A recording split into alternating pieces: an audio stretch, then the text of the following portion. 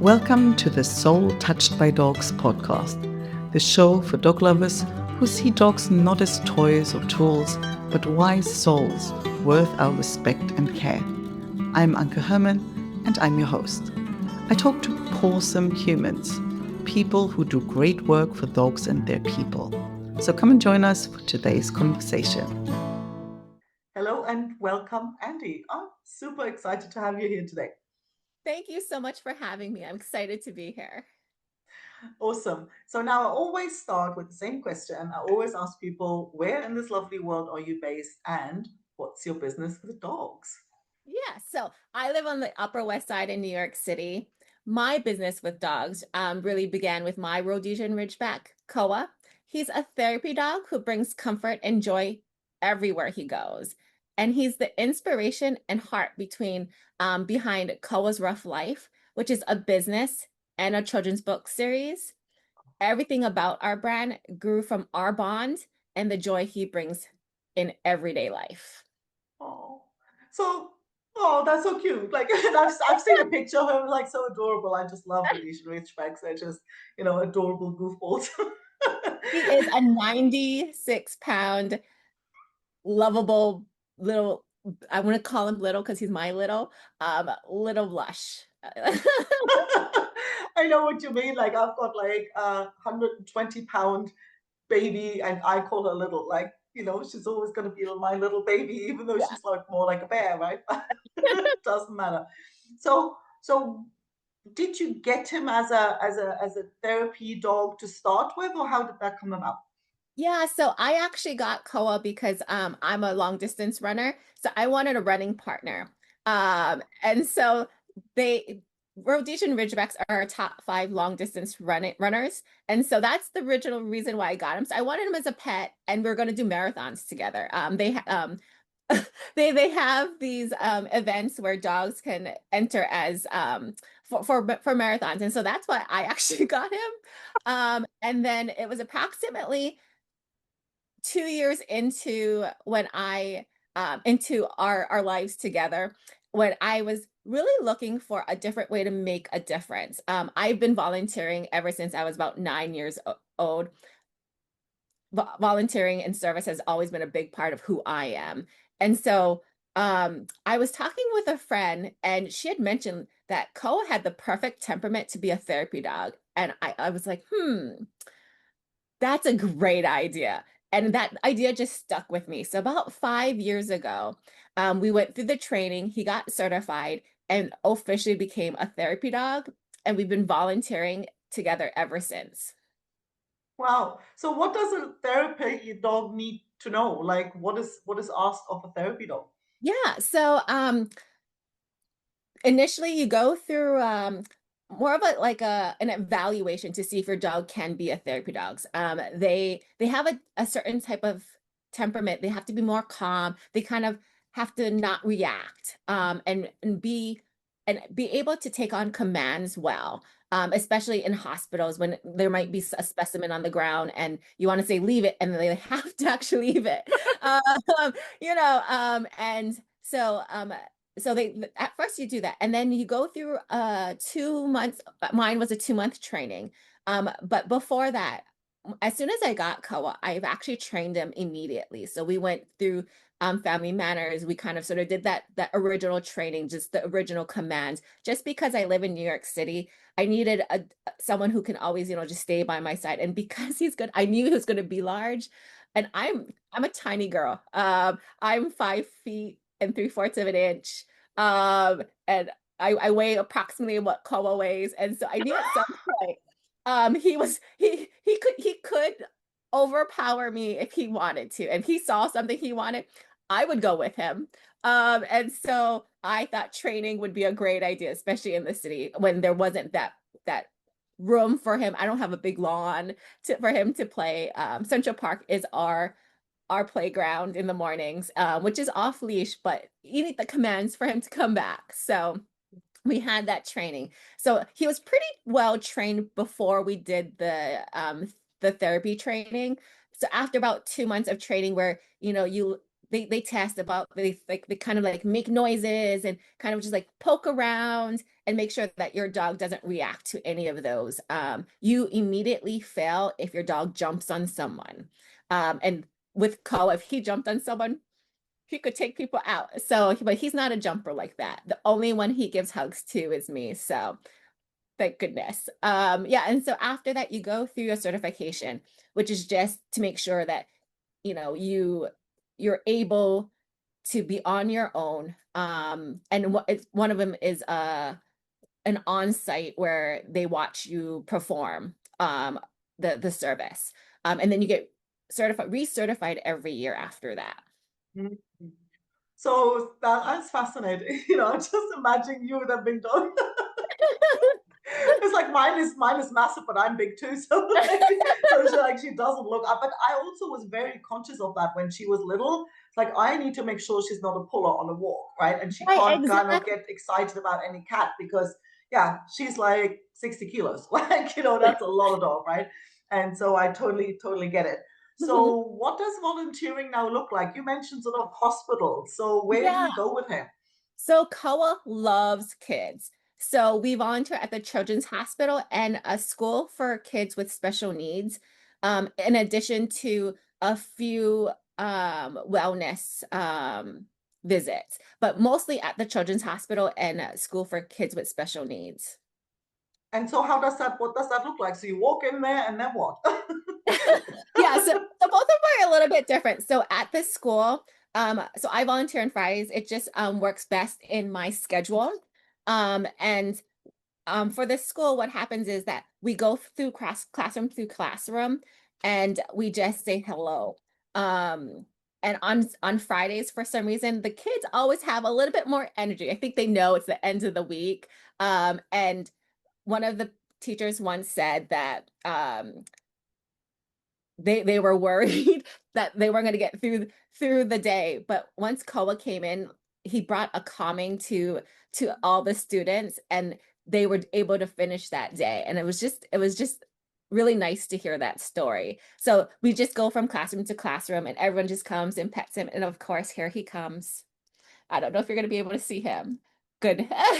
And then and then for the Children's Hospital, because it's a little bit different. So what happens is we get a list of about approximately 10 patients or children and who want to have a dog visit, because not everyone loves dogs. And so we try to make sure that we only see the patients that want him. And so we have a list that we have, and then we go from room to room to room.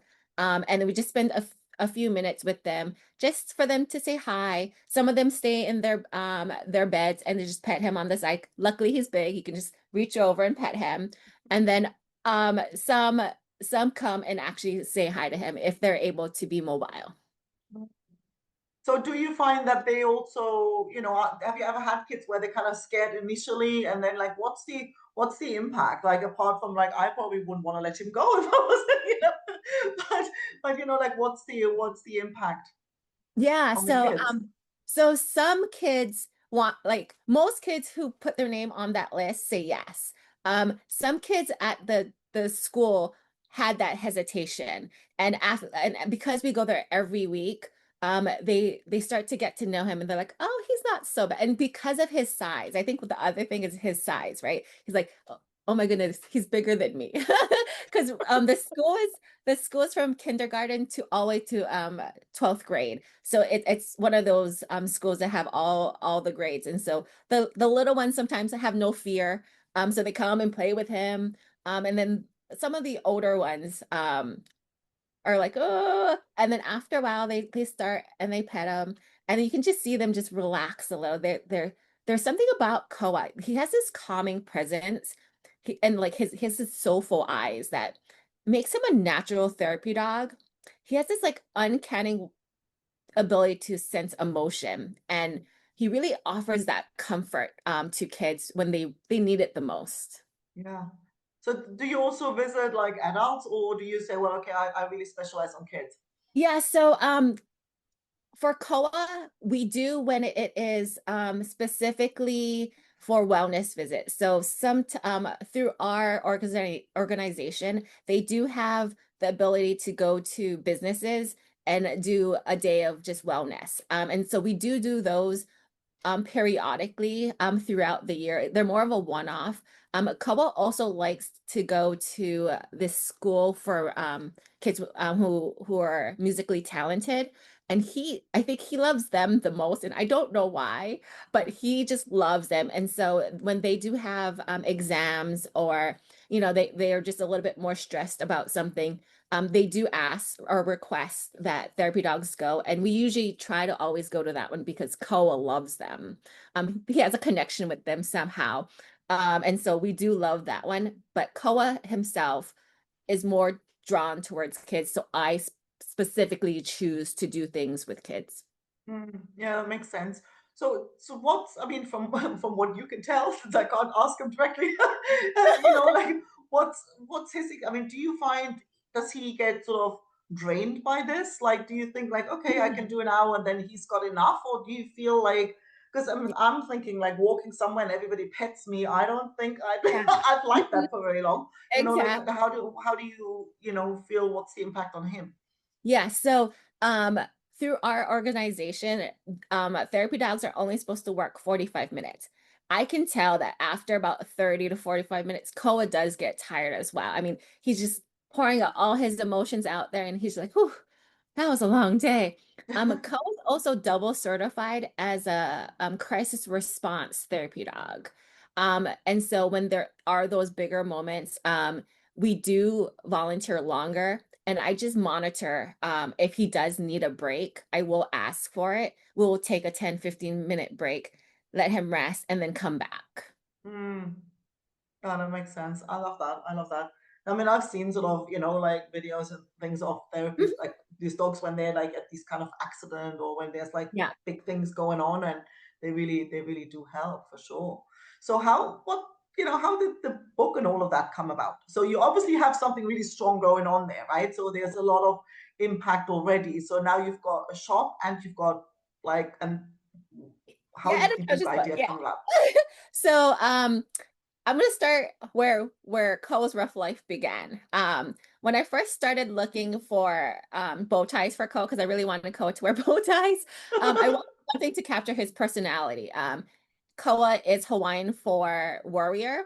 I'm from Hawaii, so I wanted him to have like this Hawaiian look to himself. But I also needed it to be durable because he had playtime with his friends, and you know how Ridgebacks can romp. So I was trying to find that duality, and I couldn't find what I was looking for. So I just took to my sewing machine, and created my own. That Oh, I didn't and realize you made those. oh yeah, so I make them, and then and it's designs that really speak to what I love.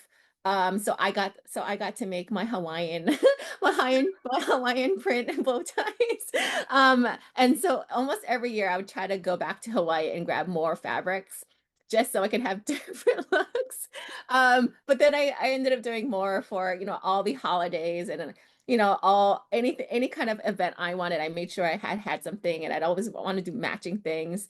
And I thought these were great ideas, and I thought other people might want it. So that's kind of sort of how that happened. And then that same desire led me to the kitchen.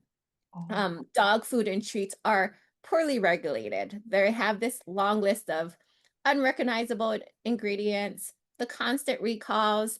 I wanted to have Koa to have treats that were healthier and that were something I would eat, So I wanted to make things that were human grade with limited ingredients, no preservatives, something you and I would eat on a normal. So that's kind of sort of how that Barkery and Fashion Boutique started, kind of inspired by Koa. I wanted to promote a healthy, active life, all while doing it in style. I love that. I love that. And I've obviously looked at the site and was like, oh, I wish you shipped to Spain. Like those quizzes are so cute, right? Yeah. And then it Yeah. comes with a teddy bear, and it's just like super adorable. Yeah. I Um, didn't realize that the fabrics actually came from Hawaii directly. Like that is some very, some did. So like the Hawaiian print ones did. And those I curated just by going to Hawaii. Others, like I do for Halloween, you know, so Halloween ones are more from up here. And I just have the everyday for summer, you know, just casual, just to look dapper as you're walking down the street in New York City. Actually, it reminds me, and like my mom, she sent me like a link years ago because my first business was a sewing business. I made like flamenco dance costumes, right? So I had my dogs were wearing polka dot and ruffles, like you know, my dogs were boys, so they didn't wear ruffles, but I did, you know, get hired to make, you know. And my mom actually sent me this link, and there was somebody in Germany who had a boutique and specialized into you know, outfits, like matching outfits. Like you could get Yeah. your evening dress and then your dog would go matching. Like she was killing it. I'm like, well, there's an idea. Oh, I love that. I thought you might. You're gonna have to send me that link later.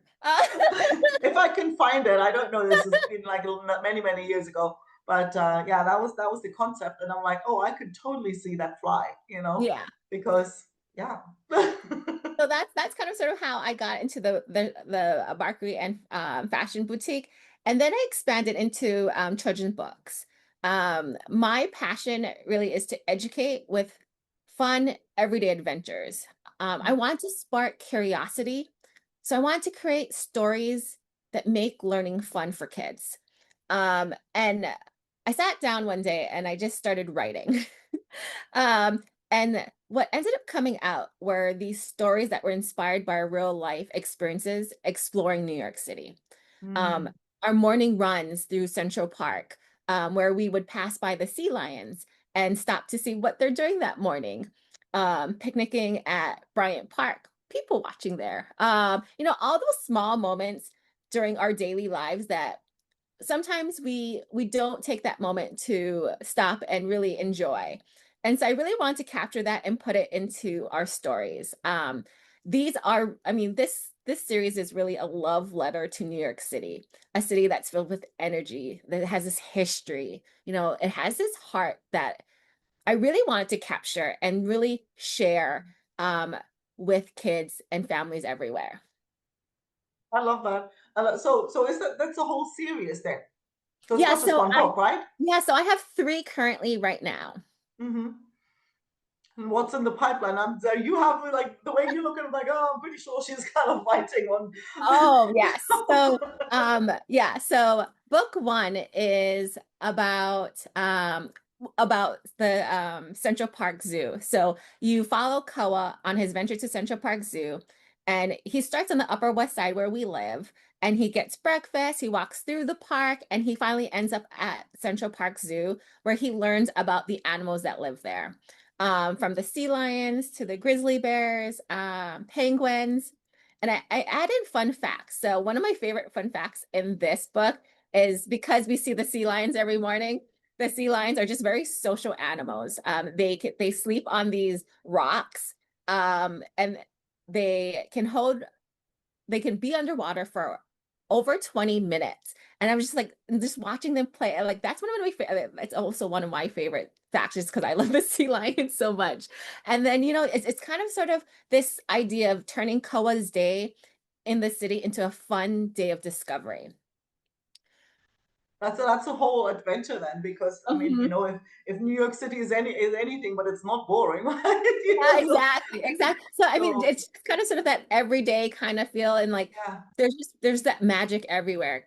Book two is about Bryant Park scavenger hunt. So you journey to he journeys through to Bryant Park, joins in this scavenger hunt where you try to find the fountain, the carousel, the lions that sit in front of the New York Public Library. My favorite fact about this one, and it's kind of geeky, so bear with me. Bryant Park has this 120,000 square foot library underneath. Wow, It hosts 4 million books. I mean, it that's is a incredible. hidden world of stories under our feet.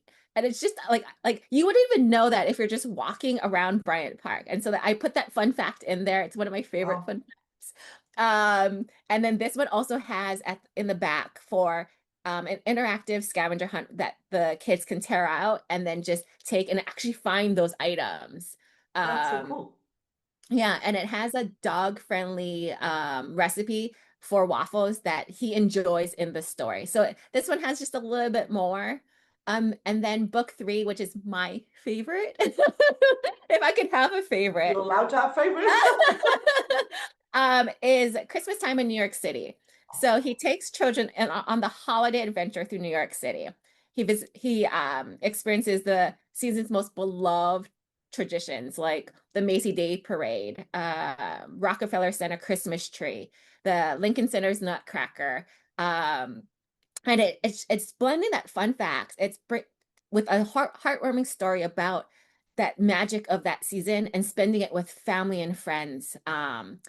Yeah, so that's my favorite one, and Oh. it's because it's based on the morning tradition that we do on Christmas Day. Every Christmas morning, we walk down Fifth Avenue, we see the window displays, we stop off at the Rockefeller Christmas tree, we then continue on to Bryant Park Winter Village. We stroll the rows of the holiday shops, grabbing a hot chocolate for me and more milk for Koa, watching the skaters ice skate, and then we just end up at Macy's Herald Square for more window displays. And so that's kind of sort of how this story came to be. It's just, I love the Rockefeller Christmas tree. No matter how many times I've seen it, it always brings this warmth in my heart, and like why I really love the holidays in the city. Oh, I love that. And it's perfectly timed as well, right? You know, we're literally sort of sliding Mhm. into that season, so that's absolutely perfect. So now Yeah. with all of this, Mhm. I have to ask, do you still have time to run? Yes. So I run in the morning. And so I'm an early bird. I wake up at 4 in the morning. So the only thing that stops me is when the sun rises. So during the summer, sun rises around 5. I'm out at 5. We get about 5 to 7 miles in the morning. But during October, it's like 7:30 when it gets a little bit bright. So we start a little later, we get a little less miles, but we still get out there. Because I'm thinking like this, and the thing is like that's none of that's your day job, right? No, no, Because you do have a day job as well, right? I do. These are all my passions that I've kind of put together and made something with it. I love it. And so do you want to just mention what the day job is, you know, because it's not like your sort of part-time 5 minute on the side, you know. So sometimes Yeah. I got, oh, I don't know how do your days have more Yeah. hours So, than everybody else's? well, I just started a little earlier than one. Yeah, so I'm actually a doctor, and I work in the pharmaceutical industry, in medical communications and medical affairs. So it's like it's quite sort of, I mean, it's not opposite, but it's just like, you know, don't wait, is Yeah, there a connection for you? yeah. So for me, there is. So in my professional career, I've always thought about being a doctor as educating and helping others. When I made that move to the pharmaceutical side, it gave me that a way of combining knowledge and storytelling. We had to tell these stories to patients and physicians about a certain drug and how it actually worked. So my storytelling approach transformed complex scientific concepts into clear, engaging narratives that sparked understanding. Um, and it's kind of sort of what I do with Koa's Rough Life, the children's book series, where I apply that same method. I take fun facts and culture in this sense, and I weave it into a playful adventure that can make learning fun and approachable for younger adults or younger kids. Mm, I love that. I love that because I'm always interested, you know, when there seems to be something like two things that seem to be opposite. I was like, I wonder what that looks like for Yeah, you because, you it know, makes this there is a transition. connection, right? And it's actually a really, really once you see it, it's like, yeah, kind of that's obvious. You know. It's not that obvious. Well, it may not be obvious for the outsider, but it does make sense once you explain it, right? So, and there is that connection, like the driving motivation underneath is literally the same. So No. I love that. I love that. So what's on the horizon? Like, what's the next thing that's brewing in your mind? Yeah, no. So I want to continue Koa's story. I can, I think New York City has endless stories to tell. And I think he's just getting started. I think we can also take this on the road if we wanted to. I just can't wait to share where his paws are going to take us next. I just haven't decided where yet. Well, when you do decide, I will hope to see you back here to tell us all about it. So Definitely. let people know in the meantime where they can connect with you, where they can find out more, where they can get some some cute bandanas and bow ties and biscuits and all these lovely things. Yeah. So our website is koasrufflife.com. For something extra special, signed copies of his books can be purchased exclusively through our website. You can follow our adventures on Instagram at Koa's Ruff Life. Awesome. Well, thank you so much. Obviously, the link's going to be in the show notes and below this video. So wherever you're watching it, it's not going to be hard to find. And I just love the name too. It's so cute. Thank you.